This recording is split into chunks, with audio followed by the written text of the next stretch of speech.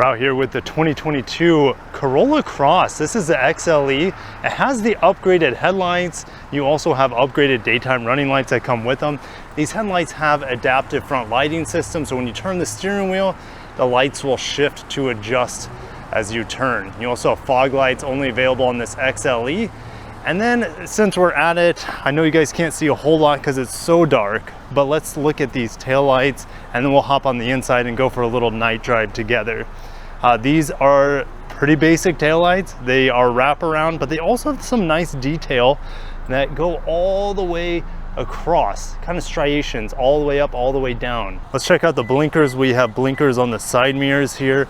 Nice LED blinker just on the inside of the headlight, just standard yellow here on the side, and the Corolla Cross emblem illuminates just a little bit. So we get to the back here, we have some very bright blinkers, full LED there on the left, and of course you'll have it on the right when you have the right blinker on. Let's go ahead and get on the inside of this Corolla Cross. Yes, we have so many different Corolla models in the lineup. You have the sedan, you have the hybrid sedan, you have the hatchback, you have the Corolla Cross and the GR Corolla. And in other markets, you have the Corolla Sports Touring. On the XLE grade, you have heated seats that is unique to this grade, but at nighttime, you have ambient lighting. So your phone charger, which is also unique to this grade, is illuminated. Your cup holders area is illuminated. And then your armrests here. And your controls you can see, and then your window on the left hand side illuminates. All of them are automatic fold up and fold down, which is kind of nice. And then you can also dim and brighten your MID, as well as the buttons on the outside of the console and center screen, and your climate control buttons also increase in brightness, as well as your steering wheel buttons increase in brightness as you play with this dial on the far left. This also has automatic high beams, a part of Toyota Safety Sense. So let's go ahead and get this baby on the road. We also have some illumination up here for the door light. You also have the sunroof control options up there on the top as well. So let's get this 169 horsepower 2-liter, made it to the CVT. Let's just get into the gas a little bit. And this car is very, very slow. It's sluggish. It is wishy-washy. But when you need to get on the gas, it does feel like it does a super quick downshift, even though it's a CVT, and it gets off to the races. You can hear that V8 and that Ram next to us. You know, this car is fairly quiet. You do hear some weird things from time to time. I was hearing a weird whistle going on when I was taking my girls back from school today that I didn't hear at all during my week of having this vehicle. I haven't heard it since, so I don't know if it was something like a leaf that got stuck in the car, something's making a weird whistle, but for the most part, this car is very, very quiet, and I would say more than quiet enough for its class. The brake pedal, I didn't talk about this much in my main review, my daytime review, but the brake pedal is actually pretty stiff and very firm, but it does have a nice progression to it. Something I wouldn't expect in a Corolla Cross. I would expect a softer pedal, but no, it has some nice feedback to it. I'm gonna miss having this screen here to an extent with the new 2023 model. They're getting rid of the old software, replacing it with the new software, which gives me wireless Android Auto, wireless Apple CarPlay, but you get rid of the tuning knob and all these other buttons here, and it's just a touch experience. So I am gonna miss this to an extent, but the new software is better in some ways. In some ways it isn't. This is just so basic. It's like, you know, working on Windows 95, and if you grew up around that era, it's fairly simple to use. And you know, I'm not going to get lost in menus or anything because it's like Stone Age tech. So it is functional, it is easy to use, but it's not up to date, I guess you can say. Now this does have blind spot monitor in it, which is nice. I believe that comes standard on all grades, but correct me if I'm wrong.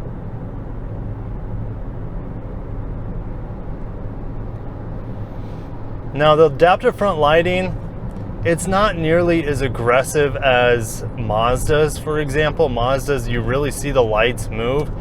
I don't get that sensation when I'm out here driving it in comparison. Is it worth the upgrade? Because it's not standard on the XLE. Is it worth the upgrade?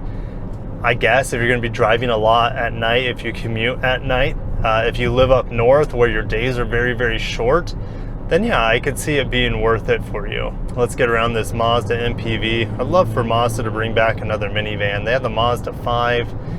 I see a few of them still down here. They had a 5-speed manual on that Mazda 5, which is, it was like the last of the true minivans, at least here in America. Of course, in Japan, you have all your really cute little K-car minivans and whatnot. Let's throw this baby in the turn here. This has an independent rear on this all-wheel drive trim. You know, I don't feel like the adaptive headlights are really worth it. At least it's fully illuminated here, so I could be driving without my lights and I could see perfectly fine. But I guess if you're driving a lot at night and there's not a lot of illumination, maybe you're driving in the country, you can really have a benefit from those adaptive front lighting system.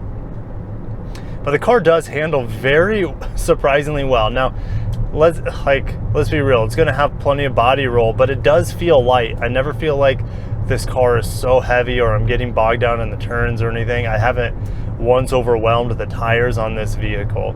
So yeah, it is pretty surprisingly fun to throw in the turns, probably because it's not that heavy. I'll put what the curb weight is on the screen for you. And it does feel a little bit higher up than, let's say, the all-new redesigned HR-V. This vehicle does feel like it's taller than most vehicles like this in its class, in the subcompact crossover class. So that might be a benefit for some of you guys out there that want that higher seat point. Now I have the seat lowered all the way. I have a ton of headroom in this vehicle. And I feel like I have plenty of like shoulder room and leg room for the most part. In the back seat though, if you saw my normal review, there's not a lot of room back there, especially if you're sitting behind someone who's over 6 feet tall.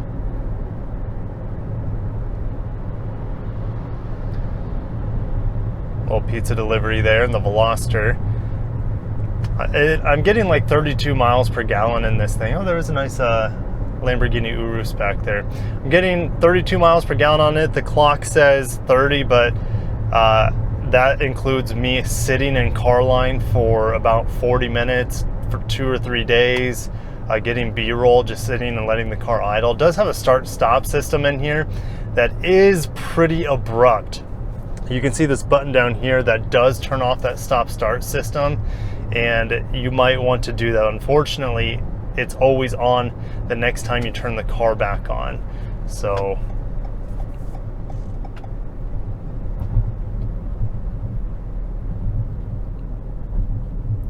nice and progressive brake feel here. Super easy to predict the braking depth, or should I say braking distance, on this vehicle. It's super easy to come to stop, even more predictable than the Lexus UX that I had last week. Partially might be due to the hybrid system on it, but overall, like, these brakes are very, very predictable and very accurate.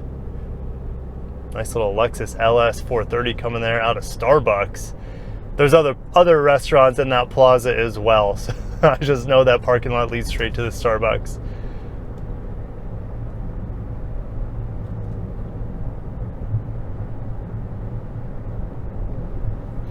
The adaptive lights right now are in the low beams. It will intelligently put them into high beams when the vehicle seems like there's not a lot of traffic coming at you, or there's not a lot of traffic in front of you. It's a little awkward sometimes when you're driving in neighborhoods. It'll pop those automatic high beams on, and there's still plenty of like street lights around. So sometimes it's a nuisance, but for the most part, when you're in traffic or around other vehicles, it does a great job at modulating the high beams and low beams. You can see the blind spot monitor here, extra bright here at nighttime.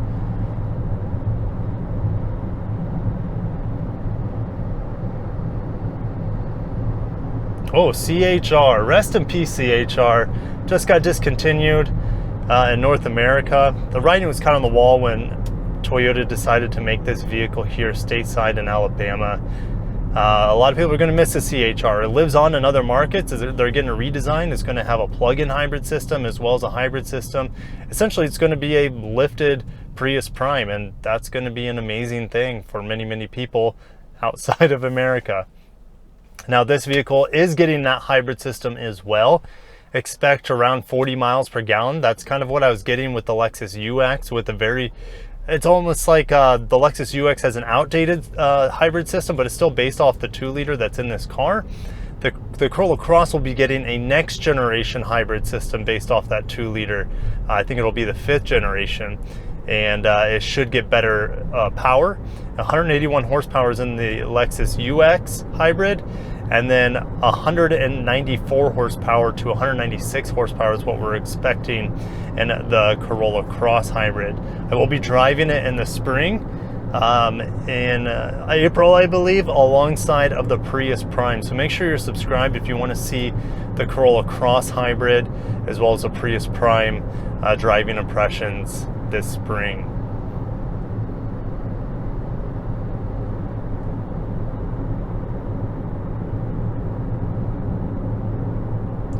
Visibility in here is really good for a small crossover. I feel like the windows are pretty big, even though these doors are very, very tall. They're almost like at shoulder height for me. The windshield seems awfully large for a small vehicle. So visibility in this small vehicles is excellent. And you have these little windows in the corner that can help with visibility just a tad. I don't know what that vehicle was, but it sounded terrible. There's that Acura RDX in front of us. It would be nice if Acura had a luxury version of the HR-V, which is a competitor to this vehicle. And if they did, it would compete well against the Lexus UX, for example. Unfortunately, they don't. And they're just kind of leaving that market, I guess, for the Integra in their lineup.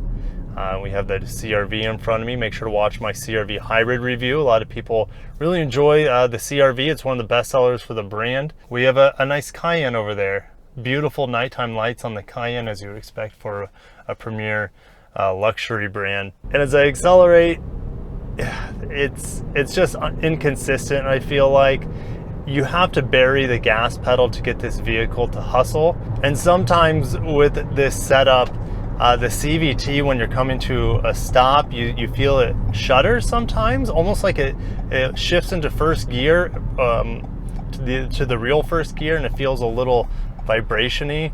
I don't get it every time. It's pretty rare. And also when I'm accelerating, sometimes I get a shudder when I switch out of, or when the transmission switches from the launch gear, the true first gear, into the belts of the CVT.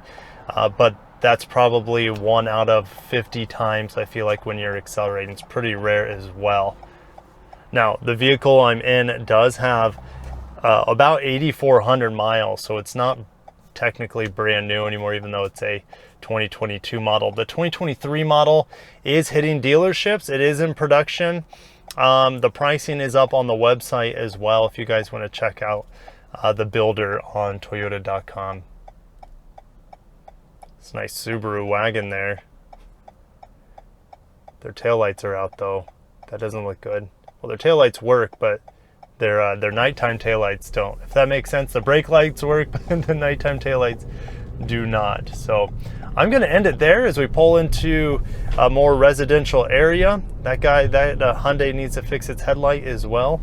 And if you guys enjoyed my nighttime driving, I like trying new things on the channel. I get kind of bored just doing the same thing all the time, whether it's covering news or just doing my normal reviews. I still enjoy it, but I love variety. I love switching it up. And hopefully you guys enjoyed this. And if you did, let me know down below, because I want to cater to you guys. If you guys enjoy it, I want to give you more of what you enjoy. So thank you guys for watching this quick little drive of the Corolla Cross at nighttime, and I'll catch you in the next video.